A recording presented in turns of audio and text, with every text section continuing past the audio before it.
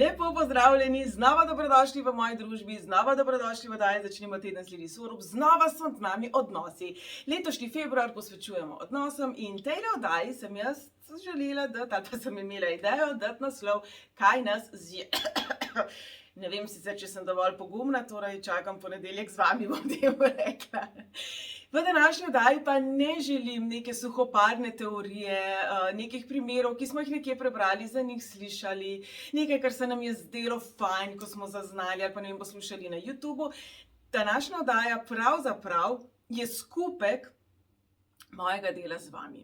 Večkrat ponavljam, da od leta 2019 je ogromno svetovanj na področju odnosov, pa naj gre za nek coaching, za neko svetovanje, kaj potrebujete v partnerstvu, za tiste, ki ste samski, ki pravzaprav nekako imate radarje odprte, in seveda za vse tiste, ki ste nefrišno zaljubljeni, pa vas zanima, kako zelo super skupaj pašete in sploh nočete drugega slišati.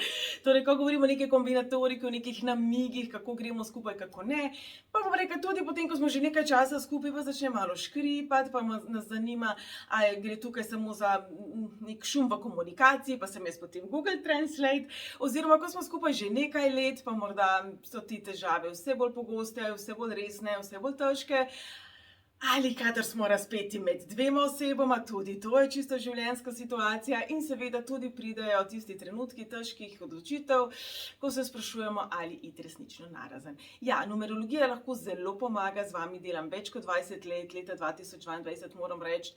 To vem, da sem se velikokrat ponovila, sem deležna zelo zanimivih zgodb, ko govorimo ravno o razhajanju, in z vami bi rada delila tisto, kar se meni zdi, da se je izluščilo kot rdeča nit, ki nas nekako zadržuje ali nas ovira pri tem, da bi stvari videli jasno. In zdaj, kdo, ki je zaljubljen, vidi stvari jasno? Noben. Se pravi, dragi moji, če se v tem najdete, to je popolnoma normalno. Ena izmed definicij zaljubljenosti, tiste prve zatrapanosti, je pravzaprav, da naš ego škripne. Se pravi, drugo osebo vidimo kot najbolj popolno, kot najlepšo, kot najbolj tako, največja faca je, najbolj simpatična je in tako naprej. Torej, dragi moji, nič ni narobe s tem, če napačno ocenimo človeka, okay? Ampak bi pa šla vseeno po nekako strukturirani poti. Najprej bomo pogledali tisto, kar se mi zdi, da nas nekako zaznamuje že na začetku, ko nekoga šele spoznavamo, ko se z nekom šele pričnemo družiti in tako naprej, pa potem se bolj v odnos, ko vidim v pogovorih z vami, kaj je tisto, kar vas v resnici nekako zadržuje, preprečuje, blokira, kjerokoli besedo zdaj bomo uporabljali, da bi dejansko si nalili čistega vina.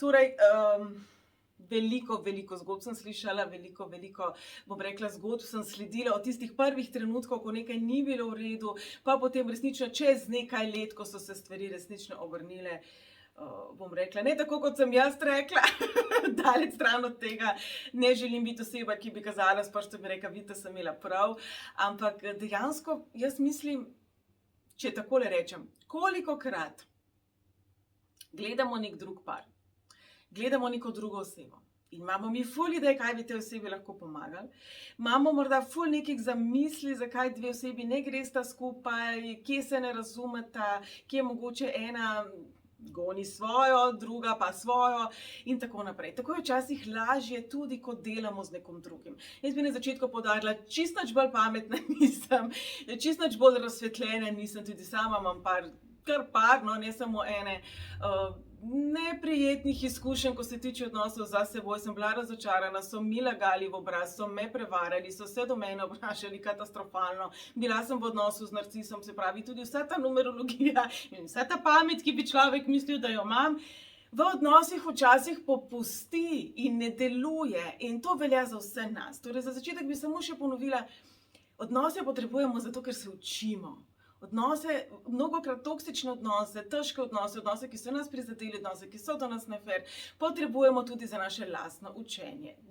Zelo veliko tega sem namenila v zadnji oddaji, torej zdaj se ne bi preveč spuščala, malo pobrskajte nazaj, kako razlikujemo mojstrske karmične odnose, lekcije in tako naprej.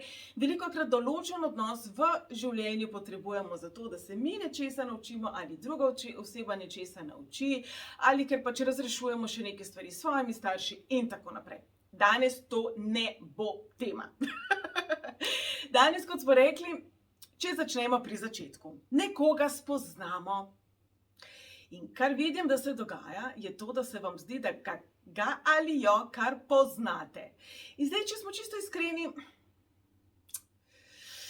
ali v resnici nekoga po 2-3 mesecih poznamo v globine? Ali v resnici nekoga v prvih 6 mesecih spoznamo v globine? Če govorimo o nekem druženju, ki je vedno prijeten, gremo na randi, nas povabijo na zmene, gremo na večerjo, gremo v kino, gremo plesati, gremo na en izlet. Ko govorimo o tem obdobju spoznavanja, absolutno naša domišljija slika lahko najlepšo sliko, pa tudi najslabšo. Se pravi, če smo pa bili deležni prevare, laži, bom rekla nasilja v odnosih, če smo bili deležni nečesa takega, seveda bo potem naš obrambni mehanizem mnogo bolj, bom rekla, nabildan, zato imam zdaj tudi jaz tele mišice tukaj zraven. Se pravi, obdobje spoznavanja absolutno je obdobje, ko je potrebno si vzeti čas.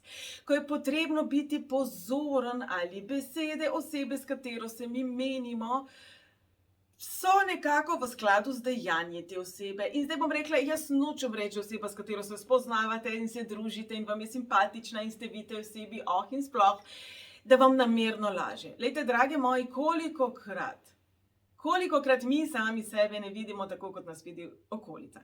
Kolikokrat nam nekdo reče, ti si pa v tem ful v redu, in mi rečemo, kva, a se ti zdi? Meni se pa to ful tako ne zdi, ne. Kolikokrat morda ravno obratno se nam zdi, da nekaj ful razturamo in ugotovimo, da mogoče pač ne. Tudi to je popolnoma človeško. V eni knjigi pred leti sem prebrala, ko stojimo v hiši, jo seveda ne vidimo, jo vidijo tisti, ki so izven nje. Se pravi, kar želim zelo poudariti je, da obdobje spoznavanja, tisti začetki so namenjeni spoznavanju in absolutno človeka ne spoznamo samo in zgolj po njenih ali njegovih besedah.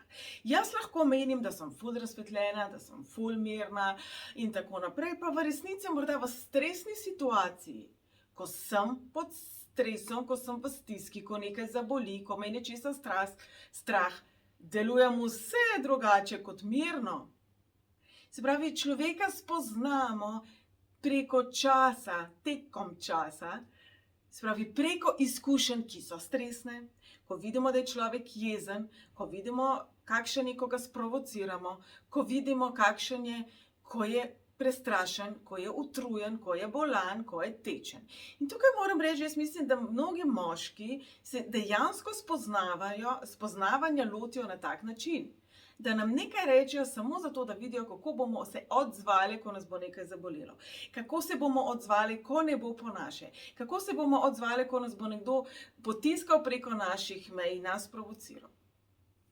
Ženske večinoma delujemo obratno. Najdemo zilijon izgovorov, njegova mama je bila taka, njegovi starši so bili taki, v službi ima probleme, njegova bivša je bila taka. Tega ogromno slišim. Njegova bivša je bila zmaj in jaz bom njemu dokazala, da ljubezen ni taka in da jaz nisem zmaj in da jaz bom do njega čisto drugačna, kot je bila njegova bivša. Jaz ne rečem, da določen procent moških, pa dobro, zdaj to velja tudi za ženske, da ne bo zvenelo, da samo moški so taki. Verjamem, da za določen procent ljudi, ki so imeli zelo bolečo izkušnjo, absolutno to velja, da so se zaprli vase, da so mogoče ravno ne zelo navdušeni nad tem, da bodo zdaj kar skočili v resno zvezo, ampak to je majhen procent ljudi. Torej, ne tukaj dobesedno past tega, jaz bom zdaj dokazal drugi osebi, da sem drugačen oziroma drugačna od bivše partnerke, mogoče tudi od trenutne partnerke, od njegovih staršev, se pravi od vseh travm, ki nam jih je ta oseba povedala, da jih ima. Bistvo tega, da ima nekdo travmo in vam jo zaupa, ni, da ste vi obratno od te travme. Bistvo je, da mu ali ji pomagate to travmo pozdraviti. Se pravi, da ste vi trdni, da ste vi usidrani v tistih situacijah, kjer sicer ta oseba te izkušnje ni imela. In vedno obstaja možnost, da ta oseba še ni čustveno, mentalno tam, da bi lahko to predelala. Kar pa vidim velikokrat v delu z vami, pa je to, da kar nekako njihovo ali njeno zdravljenje prevzamete nase. In potem, kar se dogaja, je to, da ta oseba je lahko nesramna, lahko je čustveno totalno zaprta, lahko je manipulativna, lahko je tudi agresivna, lahko je taka, da kar odide in vas zapusti in potem pride nekoč nazaj in vam proda neki izgovor in si upam reči izgovor. Če tudi morda ta oseba v to verjame, a veste, ne bo se pozdravila, če bomo te stvari vedno znova sprejemali, vedno znova potrpeli in če bo to postala definicija odnosa. Tukaj jaz vidim največjo nevarnost, ko se z nekom spoznavamo in začnemo zdraviti njihove bolečine in potem definicija odnosa postane zdravljenje njihove stiske, zdravljenje njihovih problemov, zdravljenje njihovih staršev, odnosov in tako naprej. Kje je tu zdaj prostor za partnerski odnos, kjer ta oseba to daje tudi vam? Jaz ne želim reči, da v odnosu naj ne bi bili potrpežljivi, razumljivi in sočutni. Seveda to je bistvo odnosa. Ko imamo nekoga radi, vendarle si želimo biti potrpežljivi, spoštljivi, ljubeči. V oddaji Kako postaviti mejo velikokrat poudarjam, nekdo, ki vas ima rad, ne bo hodil po vas. Ampak po drugi strani, a veste, če pa vi sebe izničite in postavite to osebo kot edino definicijo odnosa, vam pa lahko zagotavljam, da se ne bo dobro končalo. Končalo se bo s tem, da boste čez 10 let rekli, kdaj bo pa kdo mene vprašal, kaj meni paše. A veste, ker jaz doživljam vse zgodbe, od čistega začetka do tistega čistega konca, ko velikokrat obžalujete, da niste šli narazen že prej. Se pravi, če se vrnemo na začetek, dajte si čas za spoznavati ljudi. Neverjetna prvo žogo, da je vse, kar vam govorijo, res in zagotavljam vam, da tudi vse, kar vi poveste, ni 100% res.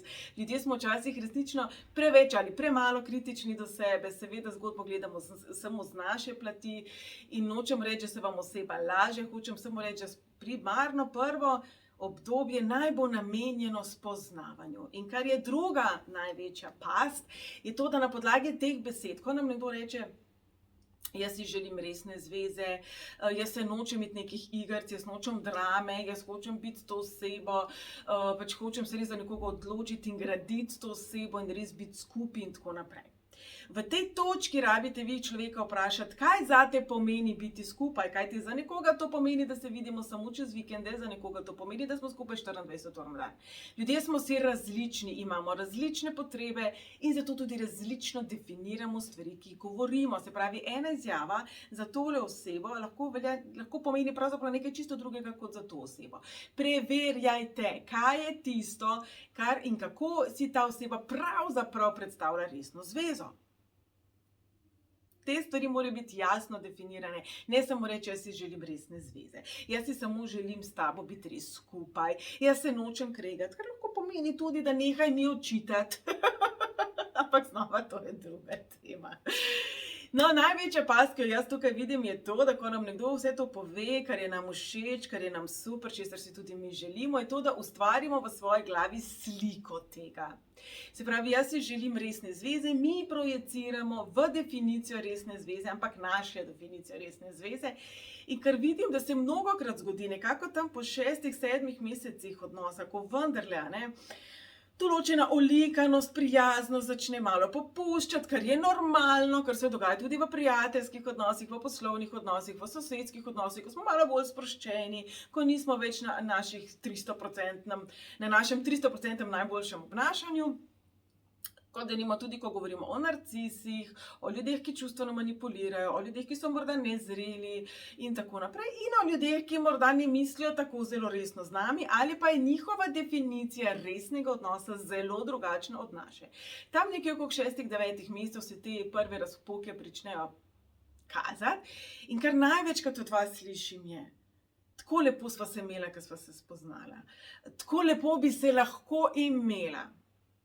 In tukaj jaz mislim, da je zelo velik problem našega uma, naše domišljije, ki pa si ravno zato, ker si ne vzamemo časa, da bi človeka resnično spoznavali, opazovali, analizirali sebe v odnosu s to osebo v odnosu do nas in sam odnos, jaz verjamem, da si naredimo neko sliko, ki je v naši glavi popolna.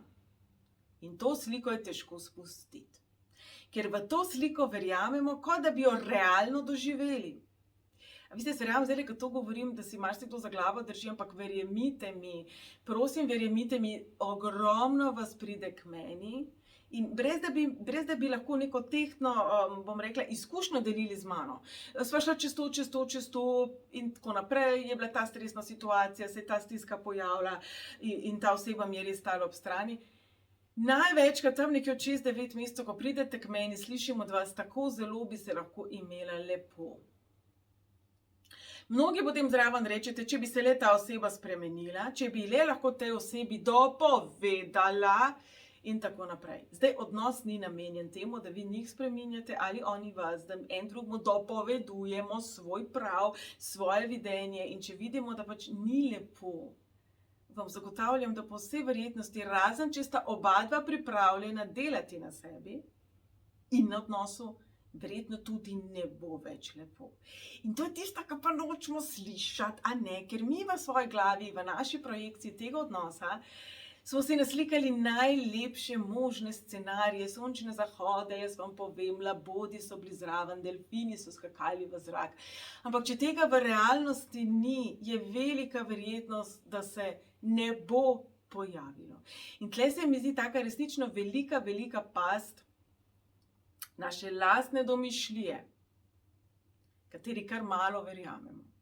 Kar sicer velja tudi v drugi smeri, ne? Če smo bili zelo prizadeti, če smo bili deležni recimo fizičnega nasilja, varanja, se pravi, da imamo neko res zelo travmatično izdajo, izkušnjo za seboj, bomo marsikaj jemali skrajno negativno. Tudi to se lahko zgodi. V tem primeru naša domišljija reče, 10 minut zamuja, ne javi se mi na telefon, zihar je z drugo osvaja, telefon je dal zdaj v omaro, ali pa telefon je izklopil, to je zato, ker je z drugo. Se pravi, naša domišljija gre lahko zelo v pozitivne in v zelo negativne smeri. Ko se spoznavamo, ko smo z nekom nekaj časa skupaj, je pomembno, da ne olepšujemo stvari in tudi, da jih ne vidimo toliko bolj negativno. Zato lahko zelo pomaga pogovor s prijateljicami, ki pa so včasih lahko enako čustveno obarvane kot mi ali prijatelji. Se pravi, so v nekem istem kontekstu, morda so bili tudi sami prevarani, morda imajo sami tudi slabe izkušnje za seboj, ali pa nam želijo dobro in nam bodo zgolj rekli, potrpi še malo, tako mu še reči, ali pa nas bodo celo hujskali. Torej tukaj, če resnično vidite, da neke stvari ne grejo naprej, da neke stvari po 6-9 mesecih se slabšajo, morda ni odveč, stopi do terapevta, stopi do nekoga, ki ima drugačno orodje, drugačen pogled. Kaj ti bom rekla tudi to?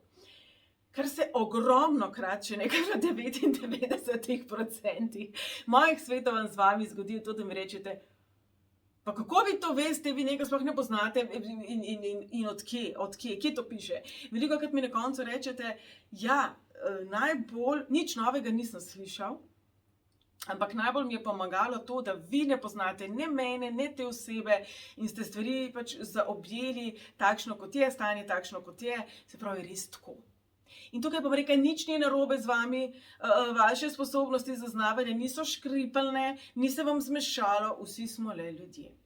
Torej, na začetku, ko spoznavamo nekoga, kljukati stvari, opazovati stvari, biti pozorni in ne olepševati ali namerno stvari gledati bolj negativno. Po nekaj 6-9 mesecih pa nekako si priznati, da oseba je takšna, kot jo vidimo in da po vsej verjetnosti tudi najslabšega še nismo videli.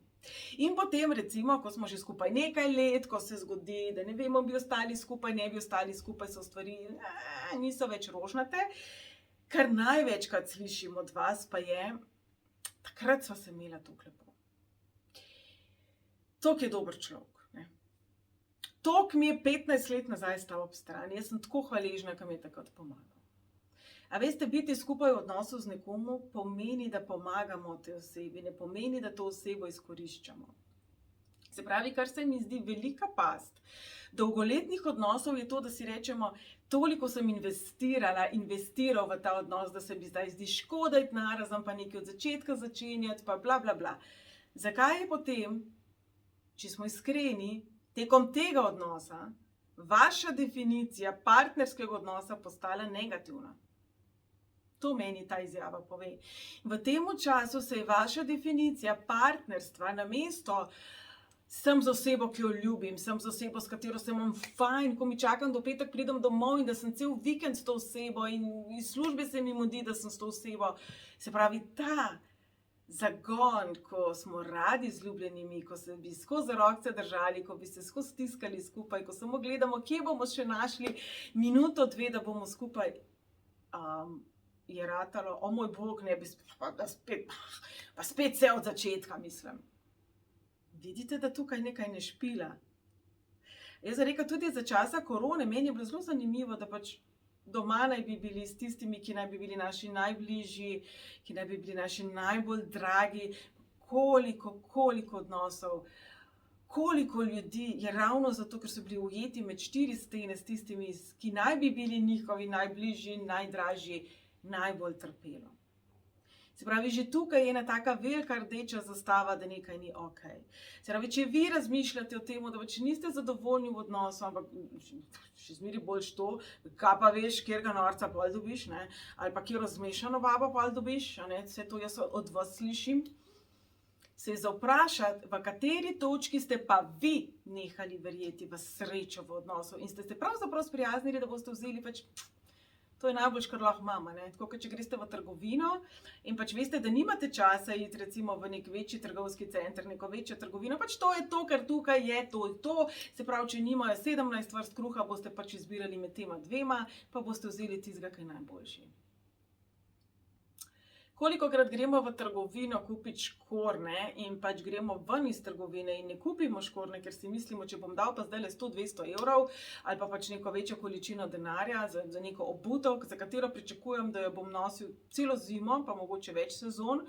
Se pravi, če zdaj nisem najdel tisto, kar hočem ali pa najdla tisto, kar hočem, grem v drugo trgovino ali pa pridem nazaj drugič. Kolikokrat za nekaj, v kar bomo dali veliko denarja, ne bo to telefon, ne bo to avto, karkoli, razmišljamo pametno, ko pa izbiramo našega človeškega, življenjskega partnerja, pa ta pamet popusti. Jaz bi rekla, velikokrat slišim od vas, toliko je dober človek sicer. Oseba, s katero ste, je lahko najboljši človek na svetu. Lahko mu damo kolajno ali ji damo kolajno, da je super človek. To ne pomeni, da je za vas najboljša izbira v partnerstvu. In s tem ni nič narobe. S tem pravzaprav damo možnost sebi in tej drugi osebi možnosti, da najdete vi nekoga, ki je boljši za vas in ta oseba nekoga, ki je boljši za njo ali zanj. Absolutno to niso lahke odločitve, absolutno, če imamo zraven, ne vem, 2-3 majhne otroke ali pa samo enega, to ni nekaj, za kar bi se odločili čez noč, absolutno se je potrebno zakon zvezo potruditi rešiti, ampak absolutno pa veste, pridete k meni tudi, ko ste stari 60, pa 70, pa 80, pa vas sicer zanima kaj popolnoma drugega. Ampak, če kaj slišim od vas, ali pa tudi sicer v pogovoru, sploh ni nujno, da zdaj rečem samo v delu z vami, to, kar najbolj obžalujemo na smrtni postelji, je čas, ki smo ga namenili napačnim odnosom. Ne meni verjeti, pogovarjajte se s starejšimi ljudmi. Jaz se spomnim še časov pred korone. BC. Before corona. Ko smo imeli delavnice, ko smo se vsak november dobivali in to so bile resnično večje skupine delavnic in namen teh delavnic je bilo pač leto pred nami. In kar se je dogajalo je to, da velikokrat smo se dobili podobni ljudje. Se pravi, neka skupina ljudi, ki so vsako leto dobila in vsako leto je bilo seveda tudi do nov in tako naprej. In se tako spomnim primera v Mariboru, ko se je gospodična odločila za to, da ali bi šla živeti v Nemčijo z neko moško osebo, s katero je spoznala, mislim, da 3 ali 6 mesecev nazaj, s katero sta se ful dobro ujela, ampak ta oseba je pač se odločila za službo v Nemčiji in je zelo nihala, seveda vsi smo bili pojdi pa probi, valjda ti kar pomagamo iti spakirati, ne verjamem, da sem to zgodbo že povedala, ampak ker se meni je v tistem trenutku tako zelo dotaknilo, je bila starejša gospa, ki je bila že nekaj čez 90 in je rekla, poglej, meni se to v lifeu ne bo več zgodila, ne. Jaz sem toliko pa toliko stara, ki meni zdaj ne bo prišel nek moški pa rekel, pet greva v Nemčijo živeti. Jaz, če bi bila ti, bi šla takoj. Vse še zmeraj se lahko obrneš in prideš nazaj. In takrat se je meni tako zelo zapisalo v dušo, če bi bila jaz zdaj stara, za karkoli, recimo se jaz zase odločam, 96 let in pač nekih možnosti več ne bi bilo, Ali bi si bila hvaležna, da sem v tej neki situaciji vztrajala, ali bi si bila hvaležna, da sem šla ven, ali si bom hvaležna, da pač neke priložnosti nisem vzela ali ne. Se pravi, dragi moji, v odnosih, kar jaz velikokrat slišim od vas, je boljše bi bilo, če bi šlo prej stran, ne kasneje. Kajti, če govorimo o toksičnih odnosih, absolutno ti ljudje zaugajo energijo iz nas. Se pravi, kar bi rekla, ne glede na to, koliko časa ste z nekom. Če tista prva era love bombinga, ne, ko je vse super, fino, fajn, ko je vse the best, mine in potem se ujamete pri tem, da ste vse bolj izčrpani, da je vse več krega, da je vse več, tudi če ni krega, pač nekaj ne štima. In vi namesto, da bi se vse bolj smejali, da bi v življenju bili vse bolj polni elana in zaupanja, ste vse bolj izčrpani, se je za vprašati, ali imate na drugi strani energijskega vampirja. Ena izmed pasti, ki se tudi meni zdi zelo pomembna, je seveda naš dragi dobri ego, ki se kasneje potem prebudi in zelo težko prizna, da smo se zmotili. Tudi to slišim od vas, ko govorimo o nekem prostoru, ki se ga jaz vedno želim ustvariti, ki naj bi bil varen prostor, ko mi lahko poveste vse, kar vam leži na duši, ko lahko poveste tudi stvari, katerih morda prijateljicam ne zaupate. Tukaj zelo močno ciljam tudi na nasilje. Veliko, kako od vas slišim, me je klofnil, me je odrinil, itd. Tega si ne upam prijateljicam povedati, pa sem rabila nekomu povedati, za kogar vem, da ne bo šlo naprej. Kadarkoli smo v taki situaciji, dragi moji, to nikoli ni dober znak. Partner naj bi bil tisti, ki v prvi vrsti mu ali ji lahko vse poveste in te stvari, ki se dogajajo. Jaz ne govorim za temo, da vse intimne stvari delite z drugimi, pa da vse poveste, kaj se v strastnih trenutkih dogaja med vami in tako naprej. Govorim o tem, da če je nekaj tako zelo narobe, da vas je strah povedati, jaz osebno mislim, da je treba samo še razmišljati o tem, kako iti narazen. Torej, če nekako na hitro pozajamemo. Na začetku spoznava človeka, ne kar sami nekaj zaključevati, ne na podlagi besed in izjav, ki nam jih nekdo da, ustvariti nek odnos, ki ga ni tam. Ustvarimo neko sliko, neko predstavo, neko zgodbo, neko trilogijo, neko že nadaljevanko, kako vse se bo to odvijalo, bi se lahko odvijalo in to nam lahko zelo škodi. Jaz ne rečem, da vajin odnos nima potencial ali da ta oseba nima potenciala, ampak ali se bo ta potencial razvil ali ne, pa ne govorimo za odnos ali za to osebo, ni odvisno samo in izključno od vas. To ne pomeni, da ste vi naredili nekaj narobe, to ne pomeni, da je to vaš poraz, to pomeni, da ta potencial se enostavno ni razvil. Poglejte ga Hitlerja, to je mogoče zelo neprimeren primer, ampak morda je imel ful potenciala kot slikar, pa se to ni razvilo, pa gledajte, kaj je to pripeljalo, a ne? Zelo neprimerna primerjava, ampak saj veste, kaj hočem povedati. Tekom odnosa, ko ste z nekom 6 do 9 mesecev skupaj, ne si zatiskati oči, ne iskati izgovorov, ampak resnično ocenjevati to, kar se dogaja, sploh, ko ste z nekom 6, 7, 8 let, a ne? Jaz bom tako rekla, jaz verjamem, da vsak v sebi je dober človek, jaz verjamem, da nismo slabi, jaz verjamem, da ne želimo namerno škodovati, smo si počasih lahko resnično nekompatibilni, kljub ljubezni, ki jo čutimo.